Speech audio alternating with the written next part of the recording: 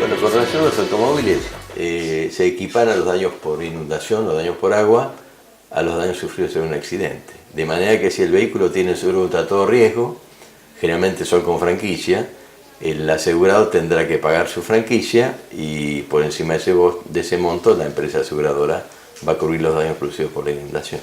O sea, es muy claro el tema, es decir, hubo coches que sufrieron mojaduras que simplemente con el servicio de auxilio los pusieron en marcha y arrancaron, y otros que el agua les tapó el capó, donde hubo daños en elementos electrónicos, se quemaron cosas. Bueno, los daños producidos como consecuencia de ese fenómeno se equiparan a los de un choque y ese asegurado va a tener que pagar su franquicia y el resto lo va a pagar su aseguradora. ¿Y qué pasa con los que no tienen contratado un seguro contra todo riesgo?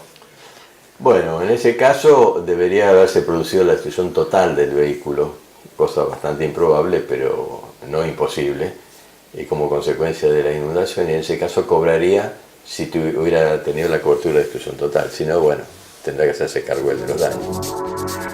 Bueno, en general los seguros combinados familiar tienen la cobertura básica de incendio, que además incluye los daños por rayo y explosión.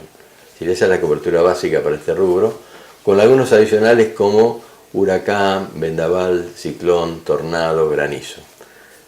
Todos los daños que se produzcan como consecuencia de algunos de estos fenómenos meteorológicos van a ser indemnizados porque están dentro de la cobertura de las coberturas adicionales que tiene la póliza de incendio. En general, los seguros integrales de familia, integrales de vivienda, tienen algunos capítulos donde se cubren en los como seguro técnico, seguro electrónicos, distintos elementos de uso doméstico. Todo eso tiene una cobertura. Se cubren los daños producidos como consecuencia de rayo, de caída de tensión, se cubren los daños accidentales en algunos casos y también los daños producidos por este tipo de fenómenos. Es decir, el seguro integral de vivienda, como el de comercio, tiene una cobertura completa.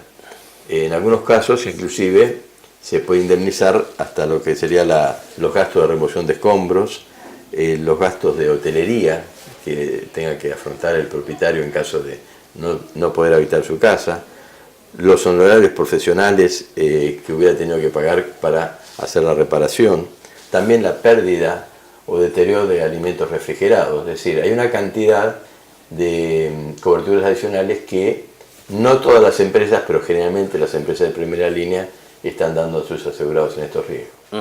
Ahora, ¿y cómo queda la caída de árboles? Que es una situación, digamos, que también puede producirse cuando hay gran caída de agua y además vientos fuertes, como ocurrió en la ciudad de Mar del Plata. Porque la caída de árboles genera, por un lado, una amenaza para la propiedad, ¿no?, del asegurado, pero incluso también un árbol en un terreno del asegurado puede dañar la propiedad de un tercero, de un vecino. Correcto. ¿Ahí la cobertura cómo juega? Sí, bueno, en este caso las pólizas integrales de vivienda aconsejamos siempre que tengan la cobertura de responsabilidad civil hacia linderos y por hechos privados.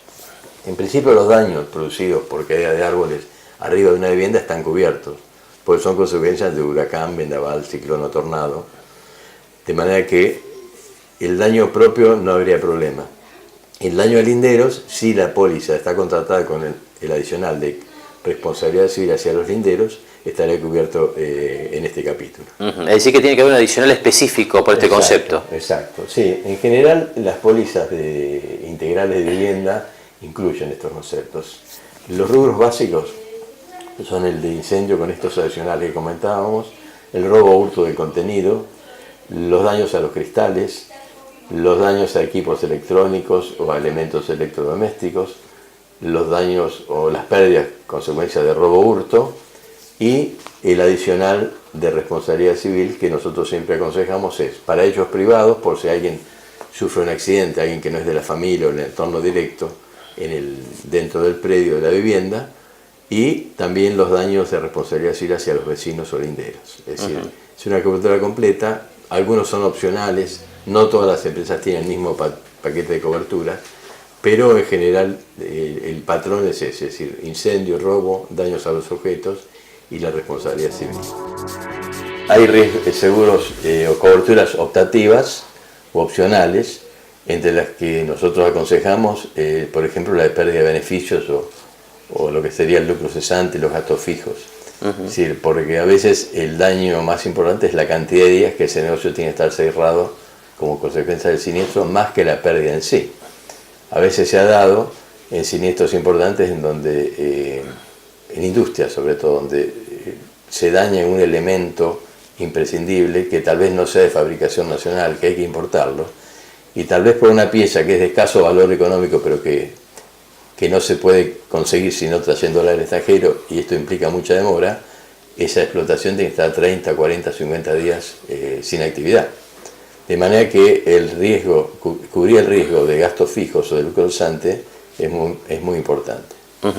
Por último, César, teniendo en cuenta que estos fenómenos climáticos de tan grave intensidad parecen ser más frecuentes, ¿no?, en los últimos años, ¿se nota una conciencia en general del comerciante o incluso de las familias de asegurar la vivienda, el comercio ante este tipo de contingencias que, repito, parecen ser más frecuentes, ¿no? Sí, hay digamos, es un tipo de seguro que en general no se demanda tanto, sino en momentos como este, donde ocurren situaciones de inundaciones, lluvias abundantes.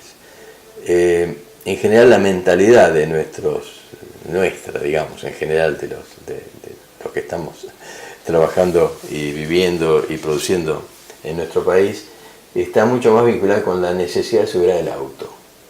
Es decir, en nuestra organización, en general, cuando nos llama alguien es para asegurar el auto. El resto ya hay que explicarlo, hay que asesorar, hay que orientar. A veces hasta hay que orientar sobre los costos, porque en general estos seguros integrales suelen ser en proporción con los capitales que aseguran mucho más barato que las pólizas de autos. Pero falta una cultura aseguradora en nuestro país. En general, hay muchos que se olvidan de asegurar la casa, que es el patrimonio más importante que tienen, y aseguran su auto contra todo riesgo.